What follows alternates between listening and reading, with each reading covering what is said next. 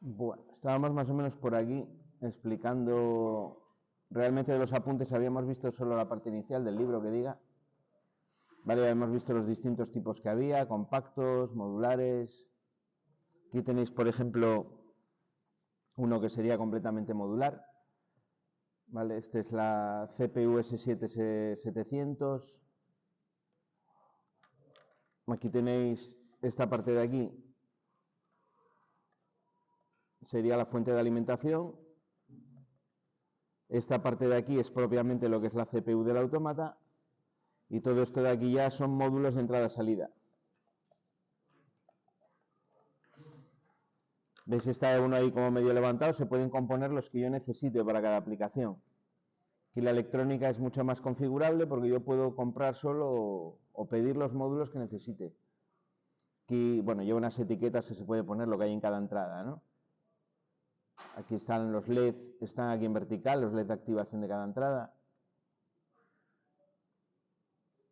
Hay tarjetas que son también de comunicación, no solo son entradas y salida, pueden ser de comunicación, pueden ser analógicas, digitales, bueno, un montón de cosas distintas que se pueden poner. Y aquí tenéis, por ejemplo, uno de tipo más modular, ¿no? Que sería el Celio de Telemecanique, que aunque admite algún módulo, sobre todo de comunicación, pues la estructura es más bien modular, ¿no? Más bien compacta, que diga. ¿Vale? Sería este de aquí de color blanco. Este entraría dentro de los relés programables más que de un autómata, si nos ponemos con la distinción esa que decíamos.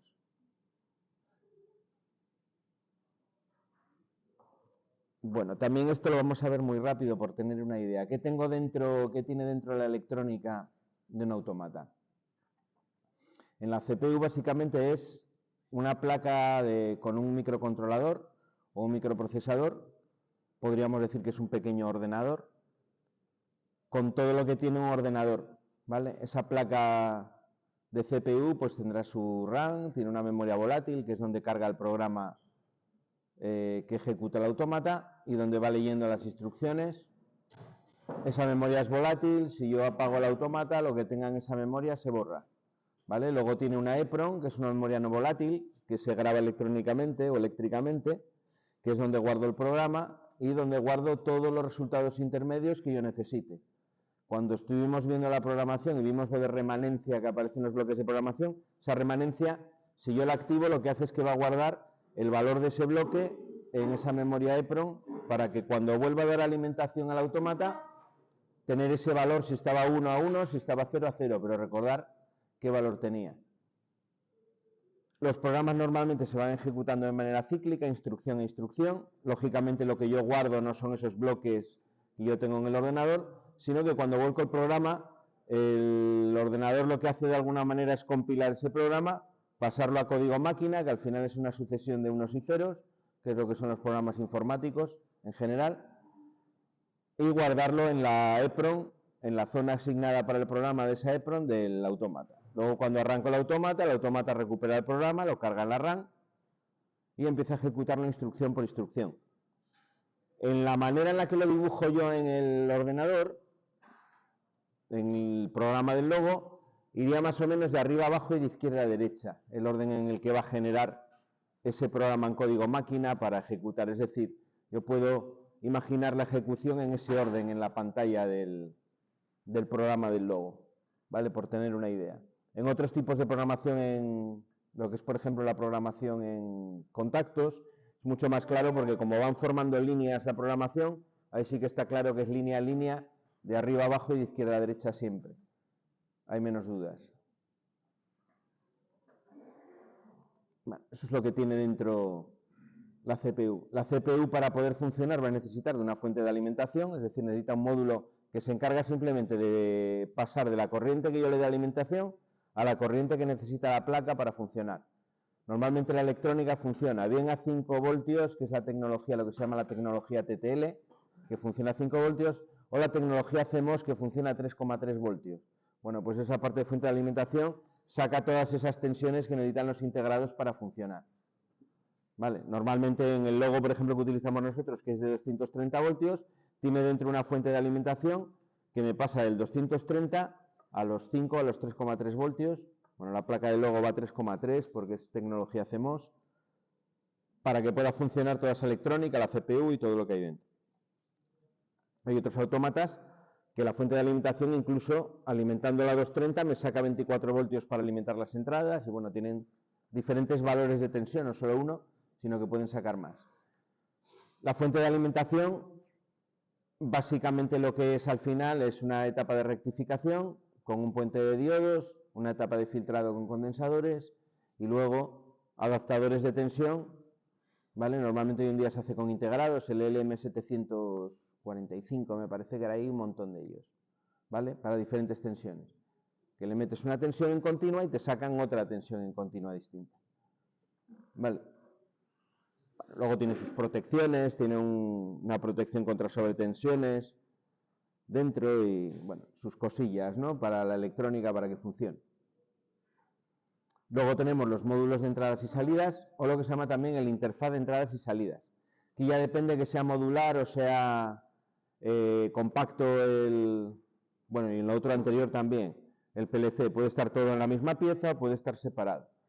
Los interfaces de entradas y salidas al final también es una electrónica en cuanto a las entradas, que es capaz de leer un valor de tensión que yo le pongo en la entrada y traducirlo a un valor lógico de la electrónica interna. Normalmente lleva una etapa también de aislamiento, que te aísla lo que es la electrónica de la entrada, los valores eléctricos o el circuito de entradas con el circuito electrónico interno. Muchas veces a través de optoacopladores y cosas por el estilo. Un optoacoplador es como si fuese una célula fotoeléctrica. En un integrado tengo un diodo emisor de luz y un fototransistor que conduce cuando recibe luz. Entonces, eso lo que me hace es una transformación de la corriente del circuito primario que da unos pulsos de luz. Esos pulsos de luz hacen que conduzca al circuito secundario y circule corriente. Es decir, se transmite la conexión-desconexión del circuito a través de luz dentro del integrado. Con lo cual, eléctricamente, si yo hago un corto o hago cualquier pifia en la parte de entrada, la parte del circuito electrónico que hay en la salida no se ve afectado, porque eléctricamente está aislado, ¿no? Por así decirlo. Lo mismo que cuando ponemos un transformador de aislamiento en baja tensión, ¿no? La misma idea. Luego lo que es la parte de las salidas, ahí ya depende de lo que yo tenga, ¿no? Puedo tener salidas a relé o puedo tener salidas, están más adelante aquí, con transistores. Eso serían salidas a relé. Esas salidas normalmente decimos que es relé libre de potencial. Siempre que tengo relé suele ser libre de potencial, es decir, tengo yo que meter la tensión que yo quiero conmutar con ese contacto del relé. La bobina está internamente en la placa soldada y unida a la electrónica interna del autómata, que es la que le va a decir cuando tiene que conectar ese relé, y el contacto es el que yo dispongo en la salida para conectar con el circuito que yo quiero. Es la conexión que me va a dar el autómata. ¿Vale? Ahí tenéis las salidas con la pinta que tienen luego, lo que pasa es que están dibujadas hacia arriba, están dibujadas al revés. Pero las de logo son exactamente iguales esas. Dos tornillos, uno por el que meto la tensión y otro por el que saco la detección, ¿no? O el valor de activación que me da el autómata en la salida. Al final el relé es como si fuese el interruptor que yo doy con el dedo en una casa para encender una luz, pero en este caso lo hace automáticamente el autómata. Es decir, voy a llegar si es un circuito de corriente alterna, llegaré con fase, me voy al 1 de esos dos tornillos de la salida y por el 2, que es el que ya está a continuación del contacto que tiene internamente el relé, me voy a la carga que yo quiero alimentar. Al final es poner ese contacto de la salida en serie con la carga que yo quiero controlar. Es una conexión bastante sencilla. Esto suele ser típico en autómatas de los modelos que funcionan a 230, aunque los hay de 24 voltios que también tienen salidas a relé, ¿eh? Aquí tendréis el caso, por ejemplo, con una entrada, son relés libres de potencial, pero la entrada de tensión es común, es decir, están ya unidos internamente. Este sería el caso, por ejemplo, de el S7-200, un autómata que tenemos ahí de Siemens, de gama un poco mayor, que las salidas están agrupadas de 4 en 4, de 3 en 3. Es decir, si yo le meto tensión a un grupo de salidas, todas las salidas están a la misma tensión automáticamente. Si tengo que trabajar con dos tensiones diferentes en las salidas, tengo que poner esas tensiones en grupos de salidas distintos. Tengo que fijarme en qué salidas están conectadas a la misma tensión para no mezclar. ¿Vale? Eso es otro caso que también vais a encontrar por ahí bastante. Y luego esto sería lo que son las salidas a transistor. Es decir, en vez de tener un elemento electromecánico como es un relé, con una bobina que al excitarla por magnetismo me mueve un contacto, lo que tengo es simplemente un transistor. Un transistor es un dispositivo electrónico, ya lo comentamos alguna vez, que se utiliza para amplificar, pero se puede utilizar también como un interruptor electrónico, es decir, un interruptor controlado por corriente. Cuando yo meto corriente por el terminal de base, en un esquema muy sencillo, un transistor se dibuja algo así como esto. Voy a quitar un momento lo de la lupa porque... Vale. Este terminal de aquí se llama base, este de aquí arriba se llama colector y este de aquí se llama emisor. Entonces, cuando yo meto aquí una pequeña corriente de base, puedo hacer que se conduzca corriente entre el colector y el emisor. Si esto lo tengo en un circuito,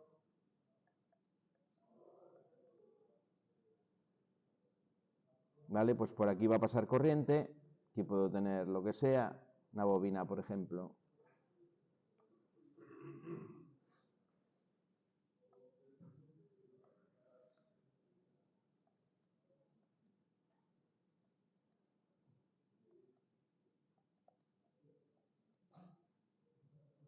¿Vale? Y por aquí pasaría corriente y esto se activaría. Cuando meto corriente por aquí, pasa corriente por aquí, entre el colector y el emisor. ¿Vale? En condiciones normales no conduce, es un circuito abierto y cuando yo le meto corriente por la base, conduce.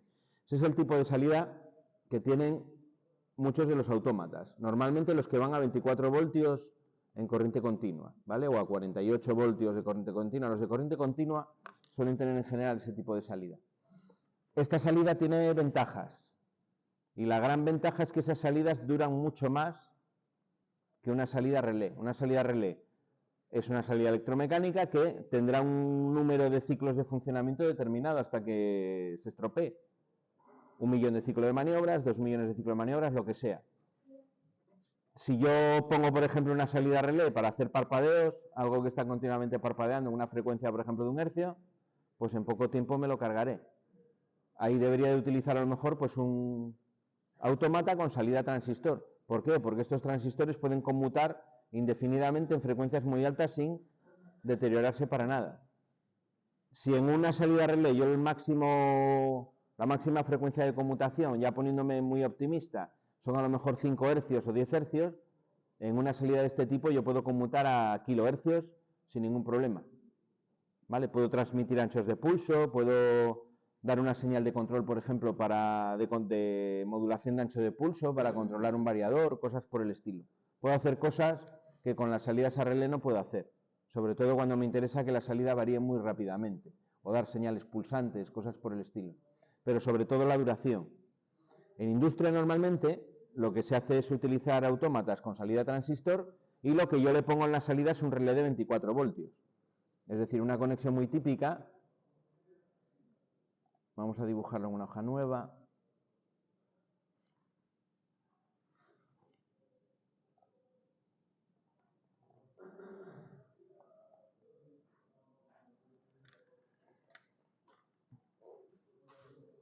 Una conexión, por ejemplo, me parece que está helio haciéndolo con el celio.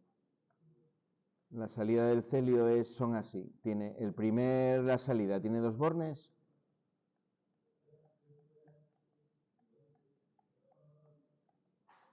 Estas son las salidas que tiene el celio.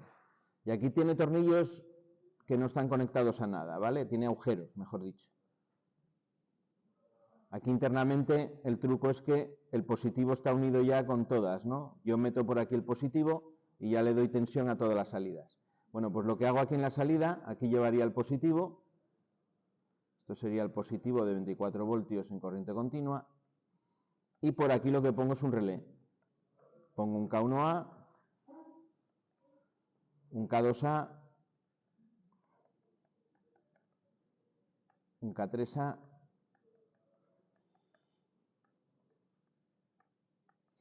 y un K4A, por ejemplo. Y aquí le llevaría ya el negativo, ¿no? Porque estos son relés que funcionan con una bobina de 24 voltios. Aquí sería el negativo o 0 voltios de corriente continua. Y luego en otro circuito, que sería un circuito de 230, por ejemplo, pues yo pongo el K1A, un contacto de ese K1A, pues alimentando la bobina de un contactor, de un K1M. ¿Vale? Pues a lo mejor el K2A alimentándome una señalización. Este sería un circuito que sería 230 voltios de corriente alterna, en línea y neutro. ¿Vale? Tengo un circuito de corriente continua con el autómata y luego otro circuito de control también de mando en 230 donde utilizo los contactos de esos relés para mandar los contactores o los actuadores que yo tenga en la instalación. O esto podría ser, por ejemplo, una electroválvula, ¿no? Aquí podéis tener lo que queráis.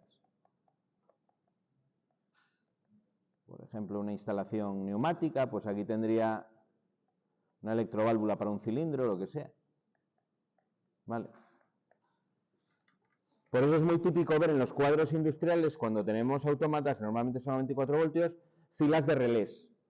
Vais a abrir y siempre llama la atención, ¿no? Veis un montón de relés, además como los que usamos aquí. De estos de Releco o de ABB, todos iguales y todos en fila. Eso es porque están conectados a salidas de autómata. Tengo un montón de relés, es porque tengo un montón de salidas. Que se estropean, quito el relé, pongo otro y funcionando. Estoy trabajando a 24 voltios, no hay normalmente problema. ¿Vale? Vale. Este tipo de autómata suele ser con salidas a transistor. Y lógicamente lo que tengo internamente pues será la salida a transistor. ¿Vale? Que irá aquí. Este positivo pues alimenta por aquí, alimenta a todos. ¿Vale?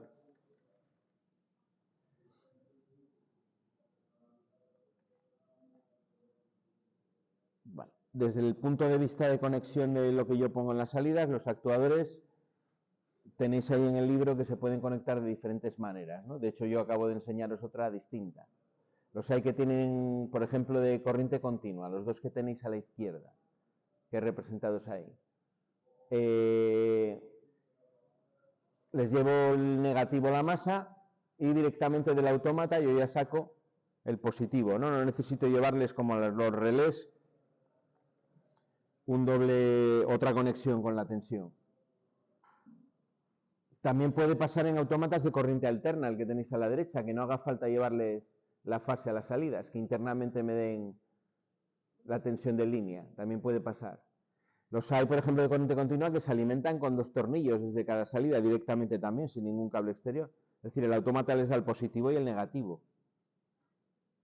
¿Vale? Y luego tenemos otro, yo este caso concretamente de aquí no he visto ninguno, pero bueno, el libro os lo pone, que vamos puenteando en el neutro todas las salidas y me dan el valor, digamos, negativo en este caso, ¿no? En vez de positivo. Me dan valor negativo en vez de positivo. O me dan valor de neutro más que de fase. Es decir, cortamos por el neutro. Esto la verdad que nunca lo he visto en alterna, yo esto no lo haría. Algo que te corte el neutro, a mí solamente leer el reglamento de baja tensión me rechina mucho esa figura de ahí. Vale, yo estoy aquí con respeto al autor del libro, pero yo esto casi que no lo haría. Vale, por RBT. ¿Qué? Bueno, los libros a veces tienen errores, ¿no? Todos somos humanos y los que escriben los libros también son humanos y también se equivocan. Yo la verdad que es que además nunca he visto un autómata que te corte por el neutro. El reglamento dice claramente que el neutro no se puede interrumpir. Entonces en corriente alterna, esto en corriente continua sí que existe, ¿eh? Eso en corriente continua sí que existe. Autómatas que te den salida valor bajo en vez de valor alto, es decir, que te den el negativo, tú tengas todos los receptores conectados a 24 voltios por arriba y el autómata te cierra el circuito por la parte del negativo internamente. Eso sí existe, pero en corriente alterna no, por esa limitación que tenemos en el reglamento de baja tensión, que lo dice muy claramente.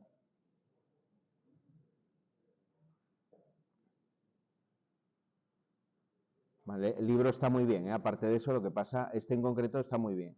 Pero bueno, a veces tiene cosas.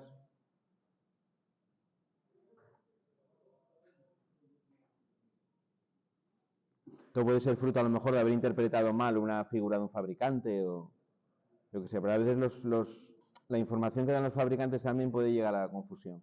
la manera en la que dibujan las cosas. Bueno, luego es interesante esa figura que tenéis ahí a la izquierda, los cables de conexión. Muchas veces para los autómatas hay módulos de entrada y salida que utilizan cables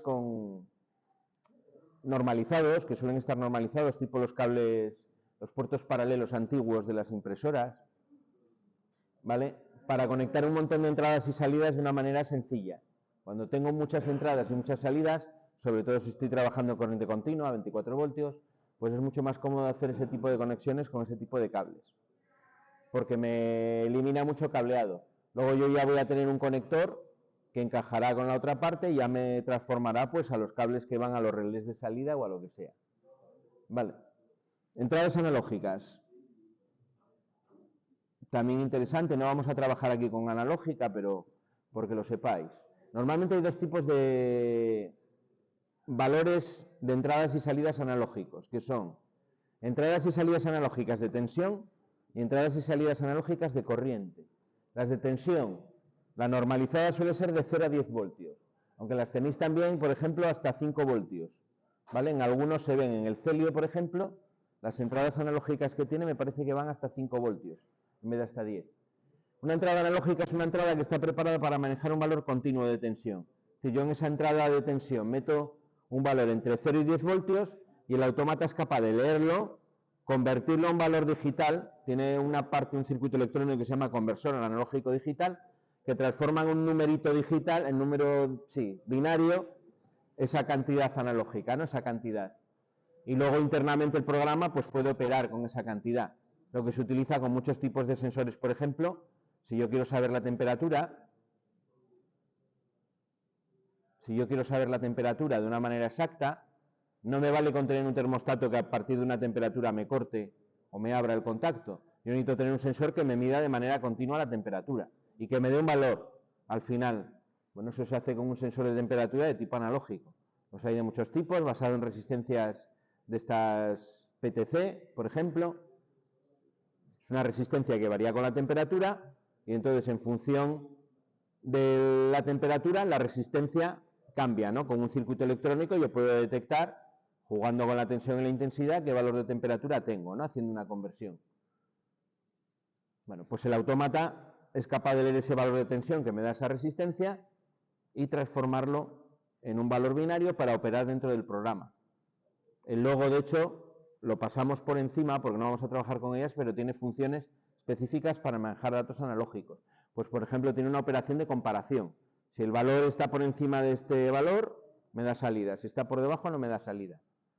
Tiene incluso uno que creo que lo suma. Te puede sumar un valor a otro y darte un resultado. Si el resultado lo comparas.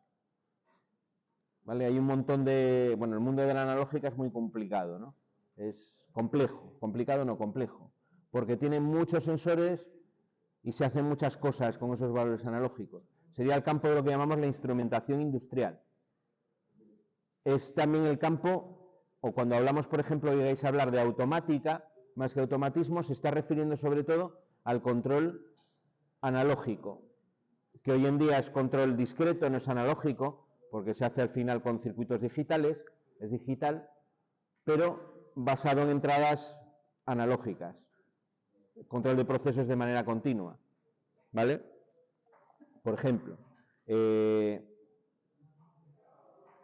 cuando construyes un regulador que te mantiene el nivel de agua en un depósito constante, ¿vale? Y te lo mantiene, es decir, tiene el chorro que echa agua o que llena ese depósito, modifica su caudal para tener siempre, en función del consumo que se está teniendo del depósito, mantenerte el nivel de agua estable, siempre igual. Y aumenta el caudal o disminuye. Eso hay que hacerlo con entradas analógicas de una manera continua. Está continuamente leyendo el valor el autómata, de la altura que tiene el agua en el depósito, habrá una detección de la altura, y en función de cómo va variando, te mete más o menos agua al depósito. De tal manera que está siempre en un margen muy, muy estrecho respecto al nivel que yo quiero conseguir. O, por ejemplo, la velocidad de un motor. Yo tengo un motor que quiero que vaya a una velocidad constante y ese motor lo voy cargando mecánicamente, con lo cual se ralentiza ligeramente y cuando lo descargo se acelera ligeramente. Entonces tengo un encoder que me está leyendo la velocidad de manera continua y el sistema va modificando en tiempo real, de manera continuada, la salida que le da al motor para que la velocidad se mantenga siempre al mismo valor. Eso es lo que se llaman los sistemas automáticos. Enlazo cerrado, también lo vais a oír esa palabra, ¿vale? Ese es el campo de la automática. No lo tocamos en nuestro curso porque estamos sobre todo centrados en automatismos de tipo binario, de tipo digital. Es decir, sensores que están abiertos o están cerrados. ¿Dejan pasar corriente o no dejan pasar corriente? Bueno, tengo otro tipo de entrada o de salida analógica que son las de corriente. La más típica, la normalizada, de 4 a 20 miliamperios. Lo que tengo ahí es un circuito que me produce el valor que me da la detección es la corriente y no la tensión, ¿vale? Es una fuente de corriente. En función de la corriente que yo mida, pues lo va a transformar el autómata en un valor binario dentro de una memoria que es al final un valor numérico, ¿no? De lo que yo estoy midiendo. Son los dos tipos de señales analógicas, sobre todo la de 0 a 10 voltios y la de 4 a 20 miliamperios que vais a encontrar muchísimo a nivel industrial. Cuando tengo señales analógicas, lo tenéis representado ahí en la figura de la izquierda, los cables tienen que ir siempre apantallados. Ya hablamos algo del apantallamiento de los cables. ¿Por qué? Porque esas señales analógicas son muy sensibles a las perturbaciones de los cables de fuerza. Si yo tengo en una misma bandeja un cable de estos de datos analógico y tengo una manguera de un motor, en el momento en el que arranco el motor, esas 6-7 veces la intensidad nominal produce un campo magnético que puede inducir señales erróneas dentro del cable analógico, es decir, aumento de la tensión o disminución de la tensión. Con lo cual me va a dar, en el dispositivo que esté leyendo esa señal, me va a dar una señal errónea. ¿Cómo evito yo ese problema? Apantallando el cable. Ya habíamos hablado que es esa lámina que es como si fuese papel de aluminio, que va alrededor, y en los puntos de los extremos se conecta al dispositivo, ¿no? A la parte de masa del dispositivo donde estoy conectando. Actúa como una jaula de Faraday y filtra completamente o retiene completamente todos esos campos magnéticos externos al cable. Bueno, ahí tenéis ejemplo de conexión de sensores de tipo analógico a 3 hilos y a 2 hilos, ¿no? Dos ejemplos en este caso distintos, a 2 hilos y a 3 hilos. Bueno, se conectan por otra parte igual que los de tipo digital, en eso no hay mayor problema. Vale.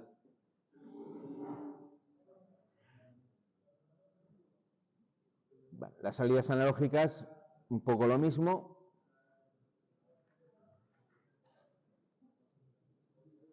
Bueno, aspectos externos, nos dice aquí el libro. Bueno, los bornes de alimentación. Aquí hay que hacer una especial hincapié. Como con cualquier componente, este apartado es de especial importancia. Siempre me tengo que preguntar o tengo que tener claro qué tensión de alimentación estoy conectando yo en los bornes. Los autómatas es muy habitual que mezclen varias tensiones, 24, 48, 230 voltios. Tengo que tener muy claro la tensión de cada borne que estoy cableando, que estoy conectando, que vaya en el circuito de la tensión correcta. Si por un borne de 24 voltios o de 48 meto 230 voltios, el dispositivo se murió. Me lo cargo y no hay nada que hacer en el 99% de los casos. Hay algunos autómatas que soportan especialmente ese tipo de pifias, por ejemplo el S7200 de Siemens. A mí me tiene asombrado porque ya varias veces a alguno de los equipos le van metiendo 230 voltios en las entradas de 24 voltios y el autómata no funciona el programa porque no es capaz de interpretar esa tensión, pero no se estropea. Pero es una excepción.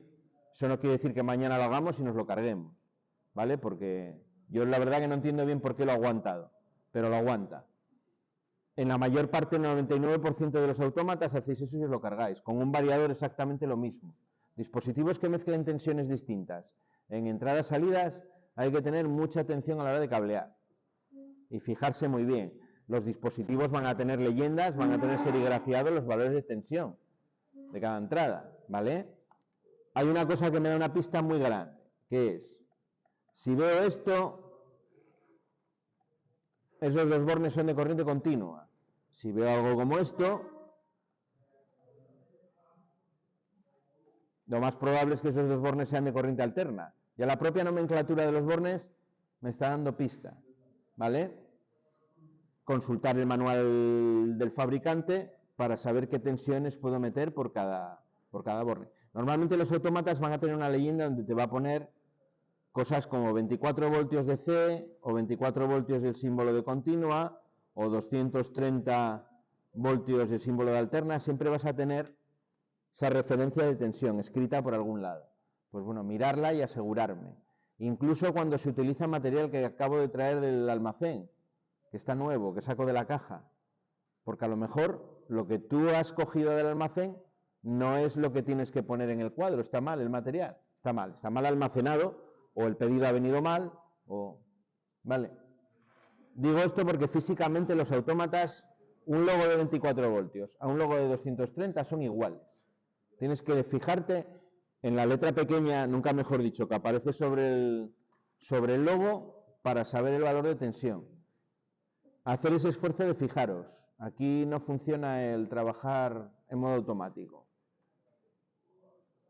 Por supuesto, cuando voy a conectar, medir efectivamente que tengo la tensión de 24 a la salida de la fuente, que tengo la tensión de 230 en la alimentación. Tengo que fijarme en todos esos detalles, todos esos valores antes de conectar. Vale, eso es de todo esto que aparece aquí lo más importante. Fijarse bien en los valores de tensión de los bornes de alimentación. Vale. Bueno, luego tenemos en todos los autómatas lo que llama el interface de conexión y programación.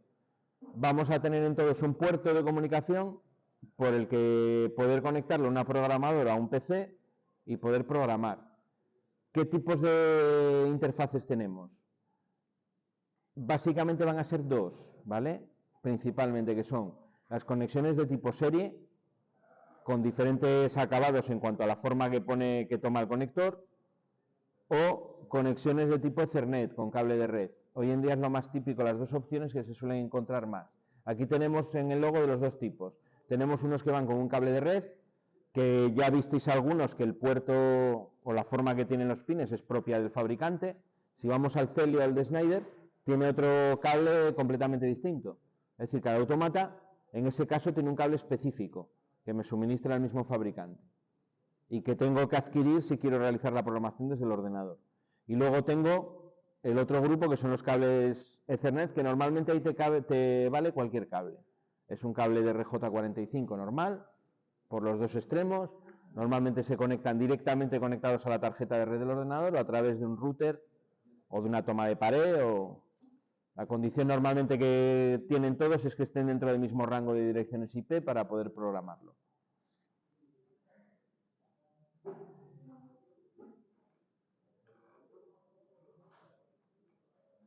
Bueno, tienen también interfaces de expansión que permiten conectar más entradas y salidas, sobre todo en los modulares. Indicadores LED, algún tipo de indicación para ver si las entradas o salidas están activadas, que es bastante útil para el mantenimiento porque me permite saber si el cableado es bueno o no. Algunos tienen alojamiento para tarjetas de memoria. Los logos de la versión 8 que tenemos ahí lo tienen y los anteriores también lo tienen. Lo que pasa es que es un cartucho de memoria específico del fabricante, donde está el puerto de comunicación. Hasta la versión 6, pues Siemens vendía unos cartuchos de memoria que tú lo encajabas y te servían para almacenar el programa.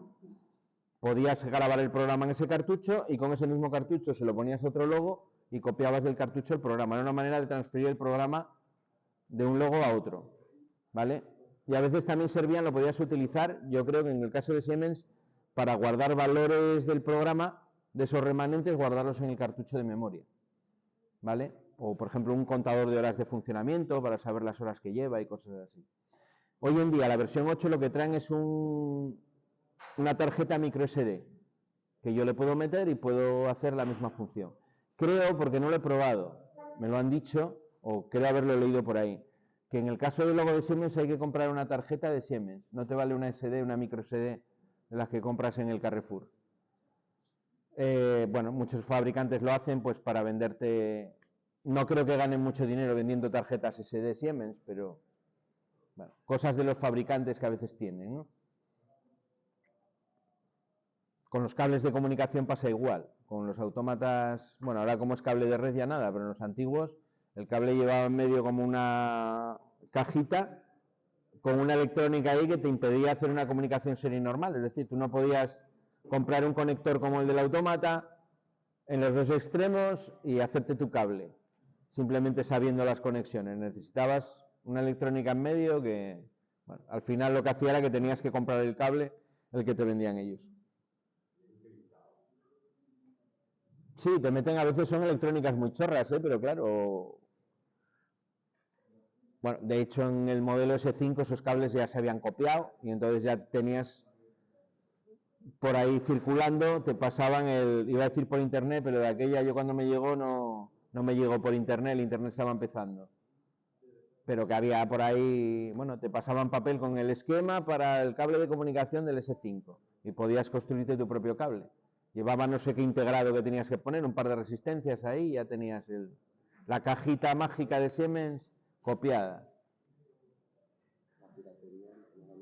Bueno, fuentes de alimentaciones de 24 voltios, que muchos tienen. Interruptores de run stop, el logo no lo tiene, pero el S7200 sí que tiene. Tiene un interruptor con 3 posiciones que se puede poner en run, se puede poner en stop. Eso lo que hace es ejecutarte, forzar la ejecución del programa, forzar el paro del programa, el stop del programa, o un modo intermedio que es TRM de terminal, que entonces lo controlas desde el ordenador, el run y el stop. El que tenemos nosotros, el que estamos utilizando el logo, no tiene esa opción. Potenciómetros analógicos.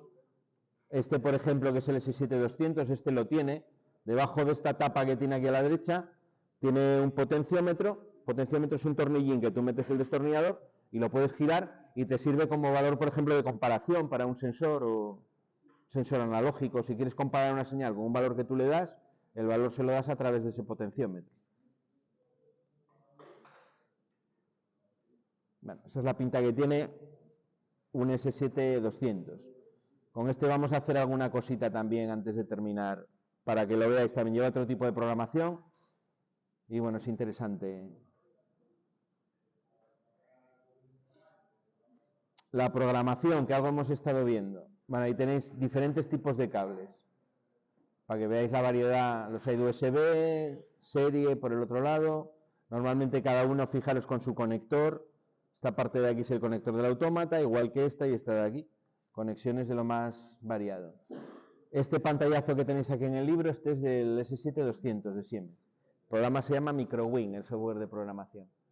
Veis que bueno, se parece algo al software del logo en la disposición, ¿no?, de las cosas. Tiene un árbol también con todas las instrucciones a la izquierda. Y bueno, veis que la programación, la pinta ya sí que es distinta, Vale, la típica configuración de programación directamente en un equipo, hoy en día muchas veces a través de un router o una instalación de red.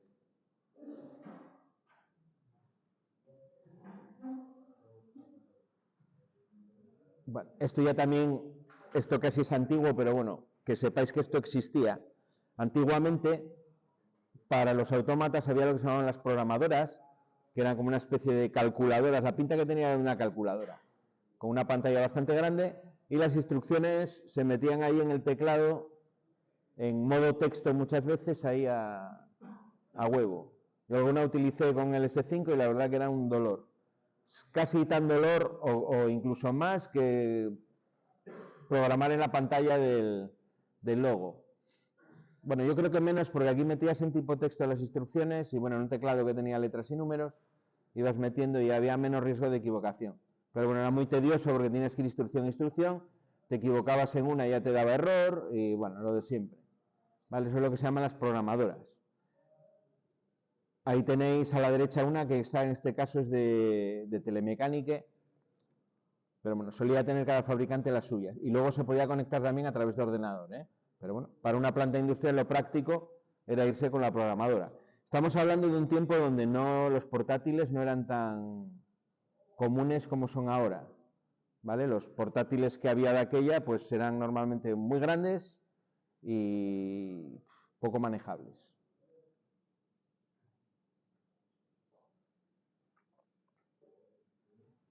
Creo que tengo una por ahí. Si no me la llevaron, debo tener una programadora todavía. Lo puedo enseñar para que...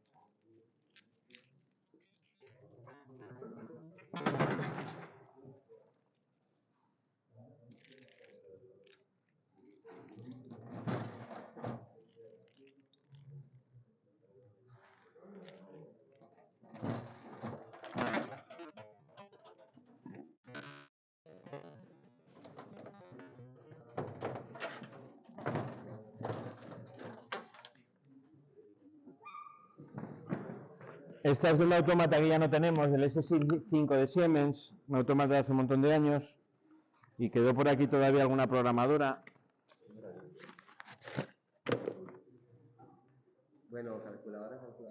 Mirad qué cosa más guapa de cacharro. No me digáis que no mola. Se podía poner aquí, de aquí como si estuvieras poniendo en órbita un cohete Apolo de esos. ¿No? Tiene un teclado que tiene letras y números, lo que formaban las instrucciones, porque al final lo metías en modo texto. Y bueno, comandos para poder cargar el programa y demás. Toma, no me la tiréis, tratarla con cuidado. Es pieza de museo ya. Eso es una programadora. ¿Veis que tiene arriba los puertos? Bueno, para conectar el cable, ¿no? Y poder... Parece la Play 1, ¿eh? Igualita la Play 1. ¿Qué? La Play 1. Bueno, empezaron a poner alguna cosa en la entrada, pero sí que hay que hacer algo así. Más cosas que tenemos conectadas a los autómatas. Los paneles de visualización. Esto lo vais a ver muchas veces en catálogo con el nombre ese famoso de HMI. ¿Vale? Paneles HMI se suele llamar también. ¿Vale? De diálogo hombre-máquina.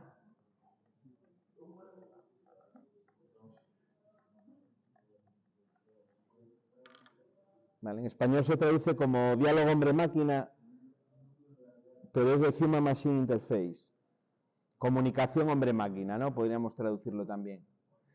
Hoy en día normalmente se utilizan paneles que son de tipo táctil y lo que se pone en el panel es una representación gráfica de la instalación donde puedo leer valores, donde puedo tocar con el dedo y cambiar valores, ¿no? Con el típico sistema de flechas para arriba, para abajo, conectar y desconectar. Bueno, puedo dar órdenes y sobre todo recibir información, que es lo interesante. Luego las hay que aparte de la pantalla tienen debajo teclas de función para, bueno, funciones rápidas, ¿no? Conectar, desconectar, cosas así. ¿Ves? Ahí tenéis el típico, bueno, la versión muy reducida que es una TV200, es una pantalla del S7200 que tiene unas teclas de acceso rápido y 2 líneas de texto, ¿no? Para dar información. Y luego esto ya es un panel HMI grande, táctil de Siemens, bueno, con un pequeño SCADA que tenéis ahí representado en la instalación, un depósito y unos, bueno, unas bombas que indicarán el caudal que llevan y un montón de información. Esto también lo tenemos en pantalla de ordenador, ¿eh? Ahí aparece lo que se instalaría en planta, que sería esa pantalla porque viene protegida para un ambiente industrial y demás, pero en la oficina tendríamos lo mismo en la pantalla de un ordenador. En Siemens se utiliza un software que se llama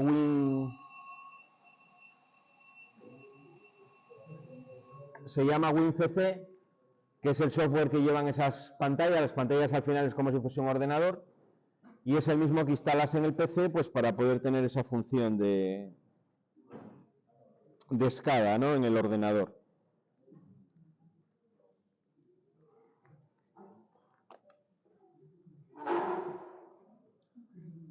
Bueno, luego se conectan a través de buses de comunicación industriales. Buses de comunicación pues son cables de comunicación que bajo un determinado protocolo sirven para realizar comunicaciones, ¿no? Para intercambiar sobre todo datos entre equipos. Hoy en día en las industrias todos los autómatas suelen estar conectados. Hay diferentes protocolos, diferentes estándares. Hoy en día se utiliza, por ejemplo, mucho el Profibus y el Profinet. Son las denominaciones que tiene Siemens, ¿vale? Para el bus de campo y para el Ethernet industrial, que es el que llaman Profinet. Son los dos yo creo que más vais a encontrar. Hay otro que se llama ASI, que es más a nivel de máquina, a nivel terminal de sensores, sobre todo se utiliza para comunicar sensores con autómatas, que es el actuador sensor interface, ¿vale? El ASI, escrito. Ese es un estándar que hay entre varios fabricantes. Bueno, ahí tenéis un ejemplo de una pantalla de un SCADA, ¿no? Lo que os decía que tenemos en la pantalla esa de HMI, tenemos representaciones gráficas como esa de ahí. una representación simplificada de la instalación con sus diferentes partes y valores que puedo leer interesantes de los componentes, ¿no? De si están conectados o no, o de valores analógicos. Bueno, ahí tenéis la pinta que tienen las tarjetas de memoria que se montaban en el logo, esa roja y esa amarilla, eran tarjetas de las que se montaban en el logo. Usaban así un colorín para que se distinguiese de la tapa, ¿no? Que se conectaban por el puerto de comunicación, donde conectábamos el cable, y tenían principalmente esa utilidad de poder intercambiar programas o salvaguardar. Vale, esto a lo mejor en, no sé, cuando tienes una industria que tienes un montón de máquinas iguales y están con un logo, pues es una manera de pasarles el programa rápidamente sin necesidad de andar con el ordenador y andar volcando programa, pues mucho más rápido.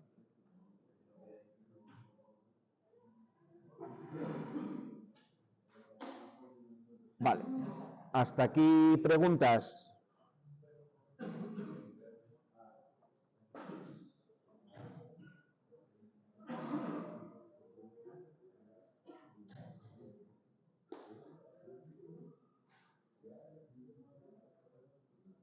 Bueno, vamos a ver alguna cosa más. Aquí ya nos propone algún ejercicio que hemos estado haciendo. Luego os voy a proponer yo para que hagáis vosotros algunos, un poco más sencillos. ¿Vale? Hemos estado, bueno, el viernes todavía hicimos uno completo, ¿no? Con cableado, con programación. Bueno, este lo resolvimos en cableada, os lo planteé como un trabajo en cableada. Aquí os propone el libro cómo hacerlo con el autómata. Lo haremos más adelante porque este problema además no es complicado de hacer en el autómata. Yo creo que es más fácil de solucionar en el autómata que por cableado. Bueno, os comenta ahí las conexiones y demás. Posibilidades de expansión de un autómata. Ahí tenéis la manera en la que se van conectando, en este caso referido al uno de la marca Siemens, cómo se van aumentando los módulos. Los hay que exigen que estén directamente en la misma fila del cuadro, es decir, llevan una conexión directa, mediante un enchufe, por así decirlo, o otros llevan un cable. Al llevar un cable de estos de tipo plano, puedo ponerlo en un cuadro en diferentes filas sin ningún tipo de problema. Es el caso, por ejemplo, del S7-200. Todos tienen una limitación máxima. Este, por ejemplo, es de los que tiene un slot donde meto las tarjetas, ¿vale? Esto se puede aumentar y se pueden poner más slots. En este caso, aquí estáis viendo uno que tiene 3 bahías, por así decirlo, libre, 3 slots libres para poder conectar tarjetas, ¿vale? Y hay otros que va con un sistema de cable. Ahí ya depende de la gama, depende del fabricante. ¿Qué pasó? ¿Ya cansamos? Mucho tiempo hablando ya el señor este.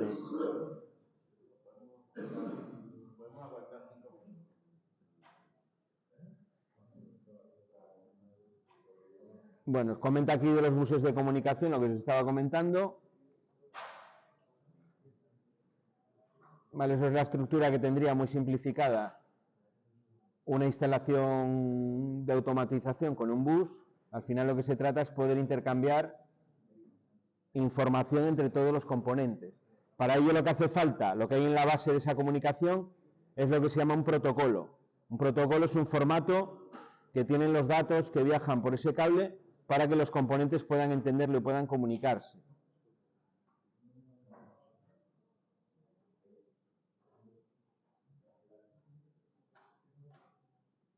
Igual que cuando nos comunicamos los humanos con el lenguaje, podemos utilizar diferentes idiomas que al final son una serie de sonidos que vamos emitiendo en cadena, ¿no? Con un determinado formato, que el receptor, al entender ese formato, pues es capaz de traducir en su cerebro una idea, ¿no? Que al final es lo que estamos intentando transmitir. Yo tengo en mi cerebro una idea, lo traduzco en unos sonidos, lo emito, el receptor lo recibe, lo traduce en su cerebro, esos sonidos en la idea. Y si lo hemos hecho bien, la comunicación, la idea que él va a tener en la cabeza o que va a entender va a ser la misma que yo le he intentado transmitir. Aquí sucede lo mismo. El autómata lo que va a hacer en la comunicación es poner un tren de pulsos, es decir, de ceros y unos, de valores altos y bajos de tensión, dentro de un cable, lo va a lanzar y los equipos que reciben tienen que ser capaces de ese tren de pulso, recogerlo y traducirlo, y al final el mensaje que van a sacar tiene que ser el mismo que yo estaba emitiendo desde el componente. Para eso hace falta un protocolo. El protocolo es el formato que tienen esos ceros y unos, que son cosas del tipo de que, por ejemplo, los primeros bits de información que lanzas, los primeros ceros y unos, van a indicar que quieres empezar una comunicación. Luego, a continuación, vas a dar otra serie de tren de pulsos que vas a dar la dirección de con quién quieres comunicar. Cada equipo en las redes de comunicación suele tener una dirección que suele ser única, y entonces tú dices con quién vas a hablar. Dices su nombre, en este caso su número, su código, y el componente ya se pone en condiciones de recibir. A continuación emites el mensaje, que tendrá también un formato, ¿no?, determinado. Pues si le vas a dar una serie de instrucciones, pues cada instrucción ocupa un determinado número de bits, luego habrá un pequeño silencio entre ellas. Bueno, cada protocolo tiene su formato. Y luego tendrás también, para cerrar la comunicación, un determinado formato. Tendrás que mandar una cadena determinada para indicar que ya no voy a hablar más. Esto es todo lo que tenía que decir. Y si todo va bien, pues el equipo receptor lo recibe. Los temas de comunicaciones industriales normalmente son los más complejos en una instalación automatizada. ¿Por qué? Pues porque la comunicación no siempre es transparente. No es tan fácil como un cable en el que yo puedo ir con un polímetro y medir si tengo tensión o no tengo tensión. Normalmente aquí voy a depender, para poder analizar esa comunicación, de un PC, como aparece ahí, una programadora conectada al bus que me pueda leer los mensajes y me los pueda traducir. Y ver si me estoy comunicando de una manera efectiva o no.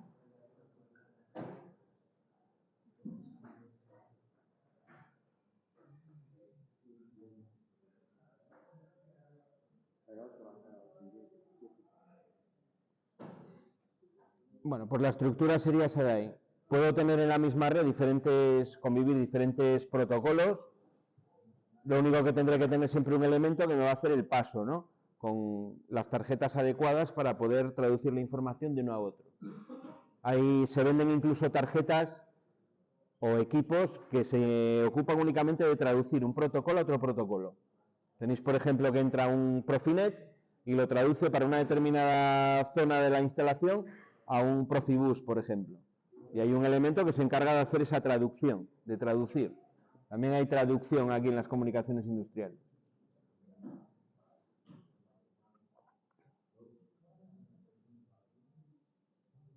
Bueno, otra de las cosas que quería hacer antes de que hagamos el curso, a ver si hacemos una pequeña comunicación entre logos, que se puede hacer, que eso es interesante.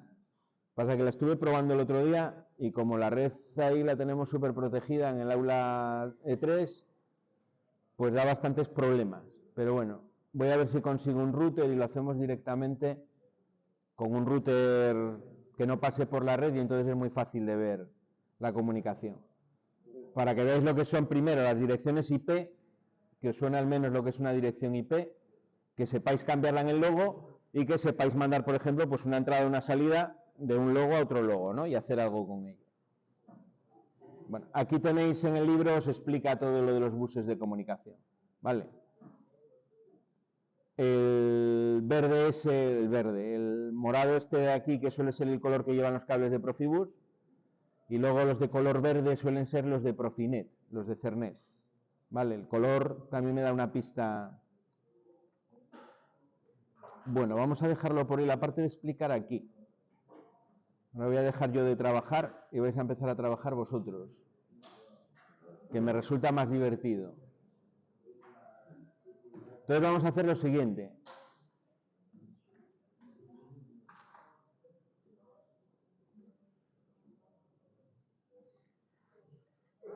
Vamos a hacer una serie de ejercicios de programación.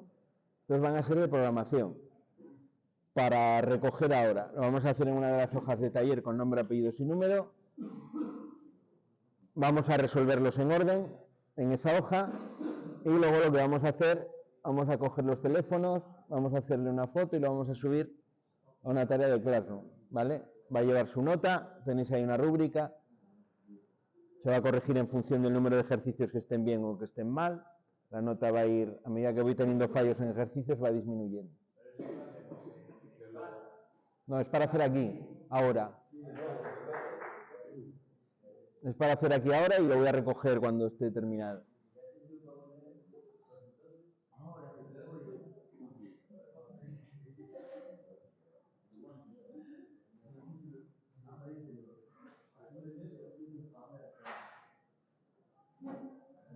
Entonces lo primero que voy a hacer va a ser explicaros los enunciados de los ejercicios. Os voy a dejar puesto ahí en la proyección los bloques de programación, el dibujo, por si no os acordáis de cómo es el bloque de programación, para que lo podáis copiar. Y luego se trata de ir haciéndolo en orden. En cada uno, por ejemplo, en el primero, os pide hacer activación de una salida Q1 cuando se activan simultáneamente I1 y I2.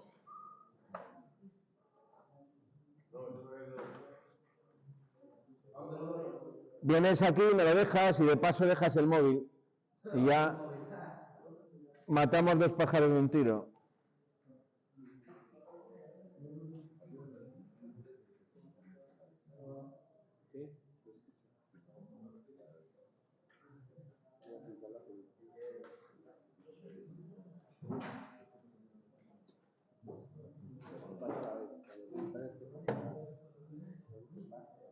Bueno, el primero, por ejemplo, que aparece aquí, me pide activación de salida Q1 cuando se activan simultáneamente I1 y I2. ¿Qué quiero yo que hagáis? Pues nada, en la hoja de papel que os voy a dar,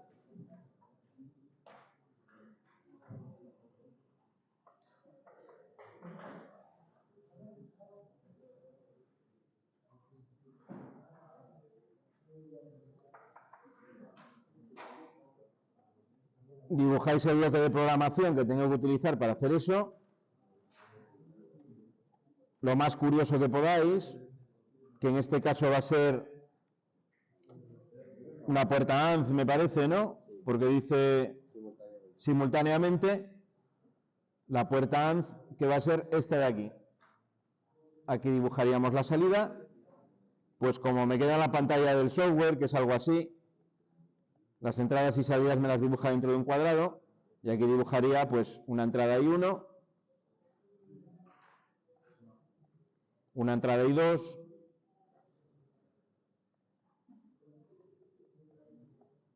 y van conectadas pues a dos entradas de una puerta ANZ, ¿no? Esa sería la solución del primer ejercicio.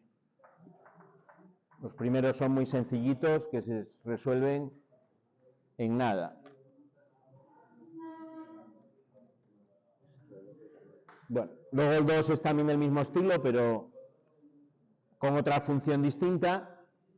El 3 me dice activación de salida 1 cuando una y solo una de las tres primeras entradas, I1, I2 o I3, está activada. ¿Vale? Soy una función lógica que me hace justamente eso, pero que en el logo me parece que tiene solo dos entradas. Entonces, bueno, puedo hacerlo de otra manera. Se hace con puertas lógicas. ¿Vale? Ahí hay que exprimir un poco la cabeza. A ver cómo se os ocurre. Claro, es que dice una y solo una, de las tres primeras entradas. I1, I2 y 3. Es decir, cuando está I1 solamente, la salida se enciende, pero si enciende después otra, la salida se apaga. Solamente está encendida si hay una sola de esas entradas encendida. Solo una. Aquí igual lo que veis con Jorge en electrónicas puede ser de utilidad también. Vale. Se puede hacer una tabla de verdad, es una manera de... Las condiciones lógicas aquí serían algo de este estilo, ¿no? Para el ejercicio 3.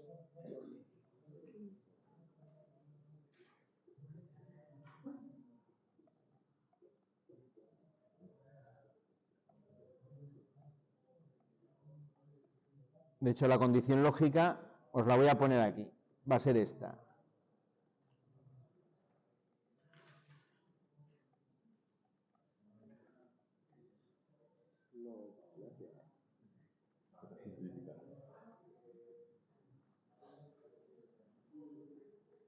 La condición lógica que me están dando es esa de ahí.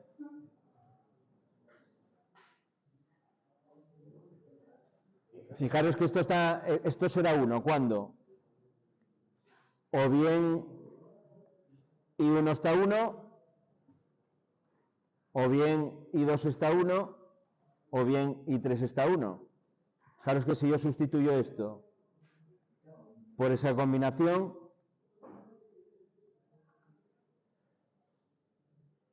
¿vale?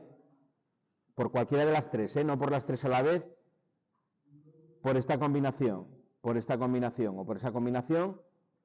Si meto esta combinación me hace 1 este término, si meto esta combinación me hace 1 este, y si meto esta combinación me hace 1 ese de ahí.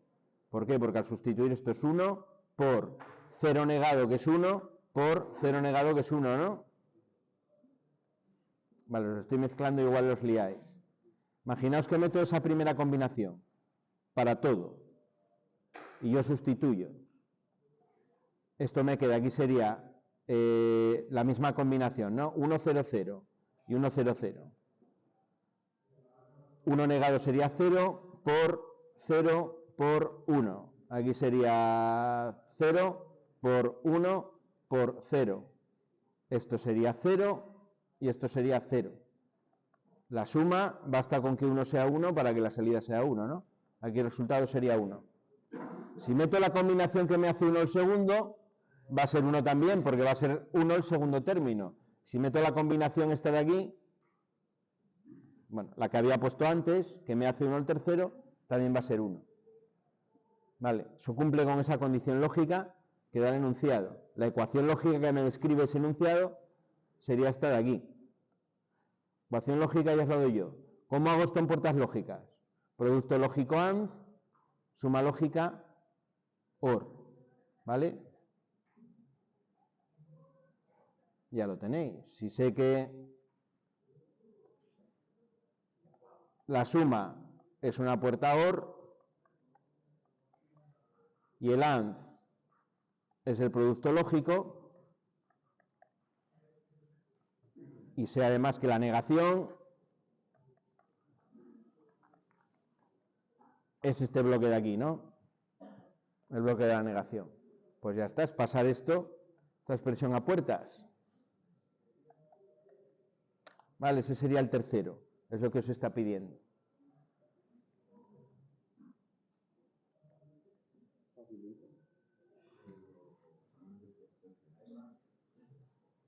El cuarto, conexión y desconexión de un motor trifásico mediante pulsadores de marcha y paro.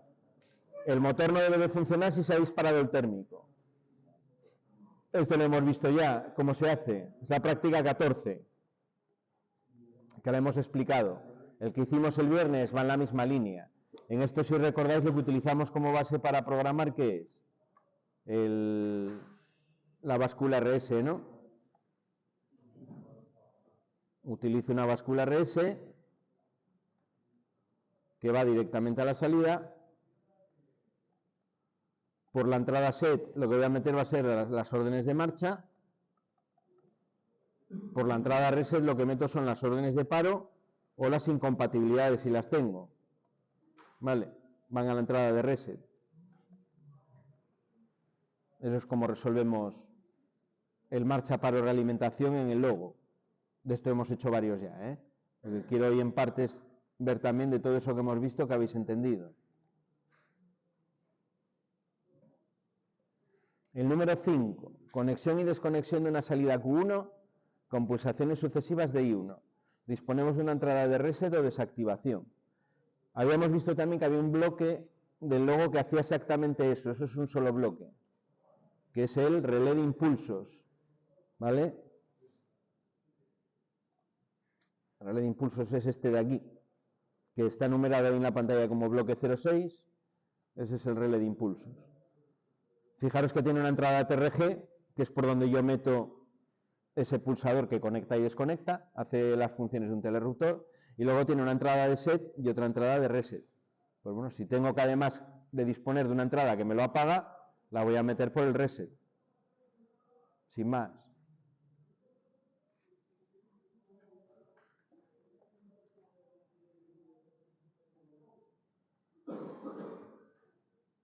El 6, activación de motor con pulsadores de marcha y paro.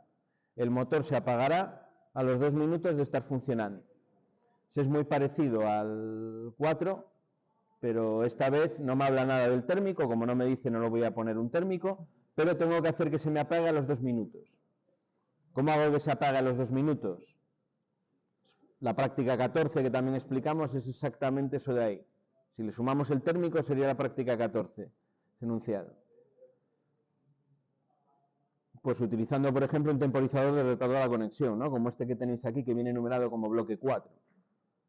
Meto un temporizador de retardo a la conexión como señal de paro, alimento la entrada TRG del temporizador con la salida, que es lo que me indica que está funcionando el motor, y ya está, se va a parar solo a los 2 minutos.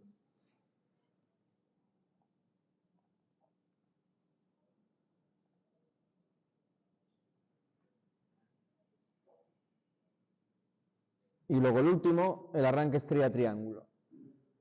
El arranque estrella-triángulo lo que hacíamos era que yo pulso marcha, se conectan 2 salidas, en este caso os dice que la Q1 y la Q2, Q1 será la que es donde tenga el contactor de línea y Q2 el contactor de estrella.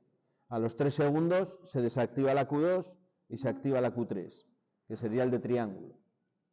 Las salidas Q2 y Q3 no pueden funcionar simultáneamente, tienen que estar enclavadas, y al pulsar I2 o al disparar el térmico el motor se para. Este se puede hacer únicamente con una única báscula res, ¿eh? Lo único que, bueno, tengo que jugar con la salida, con la Q2 y la Q3, con un temporizador, para que al conectarse el temporizador, pues me apague el anterior. Ahí hay... Vale. Parecido también, pero con alguna cosa más, al 6.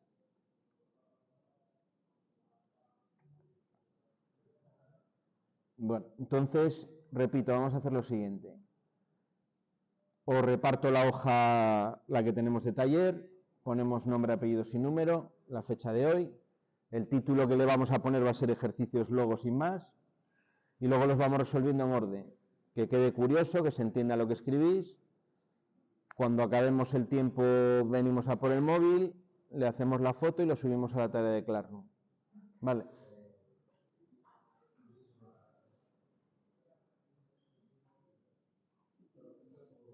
Vamos a ver si está publicado ya en el Classroom, que creo que sí. Sí, lo tenemos ahí está la rúbrica y la misma que tenéis en la hoja está puesta ahí.